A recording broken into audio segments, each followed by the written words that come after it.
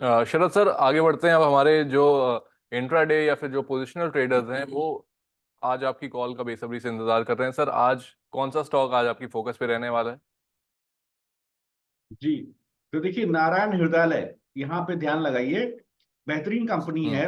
अगर आप जी। देखिए तो एक इकोनॉमिकल हेल्थ केयर सर्विसेज के अंदर काम करती है। Multi speciality super speciality hospitals across locations हैं। 18 हॉस्पिटल्स हैं, जिसमें से और 3 हार्ट सेंटर्स हैं।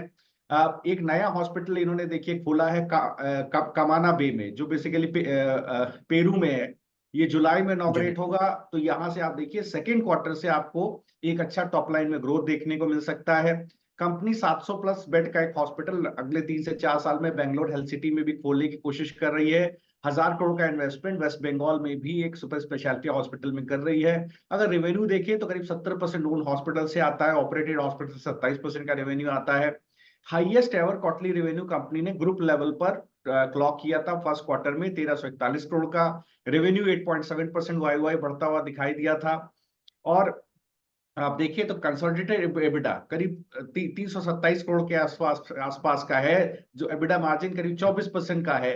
तो ये मेंटेन्ड है। मैनेजमेंट का मानना है आने वाले क्वार्टर्स में भी इस मार्जिन में एक अपटिक देखने को मिलेगा। सबसे अच्छी बात इसकी, अगर आप बैलेंस शीट देखें तो cash and cash equivalent 1320 crore का है, ग्रॉस बोरिंग 1475 करोड़ की है, तो नेट डेट तो 155 करोड़ का ही है सर। तो धीरे धीरे देखिएगा, जब इसकी टॉप लाइन बढ़ेगी तो नेट डेट इसका खत्म हो जाएगा, एकदम ऑलमोस्ट डेट फ्री हो जाएगी कंपनी। उस स्थिति में आपको और भी बड़ा ट्रैक्शन इसके अंदर देखने को मिलेगा। 1344 का भाव है। करंट भाव पर भी खरीदे, गिरावट में 1311 पर भी खरीदे, 1250 का स्टॉप लॉस लगाइए। 1535 12% ऊपर का अपसाइड पहला टारगेट है। जब आएगा तब एक बार दोबारा डिस्कस करेंगे सर। और एक स्टॉक और शेयर करना चाह रहा हूं सर, अगर आप अलाउ करें। जी जी जी सर, सर। बिल्कुल। तो देखिए टोरेंट पावर, यहाँ ध्यान लगाइए। अगर आप देखिए पावर सेक्टर में जबरदस्त कैपेसिटी एक्सपेंशन देखने को मिल रहे हैं, क्योंकि डिमांड बहुत अच्छी है। ये इंटीग्रेटेड पावर यूटिलिटी कंपनी है। अक्रॉस अगर आप देखें जनरेशन ट्रांसमिशन डिस्ट्रीब्यूशन वगैरह में इसका अच्छा बिजनेस है। गुजरात महाराष्ट्र यूपी और कर्नाटका में ये पावर सप्लाई का काम करती है।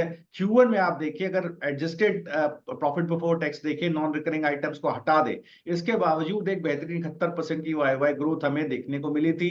जो प्लांट लोड फैक्टर है थर्मल जनरेशन का, मीन जो कैपेसिटी जिसको पोटेंशियल आउटपुट कहते हैं, वो करीब 40 से 60% पे आ गया है।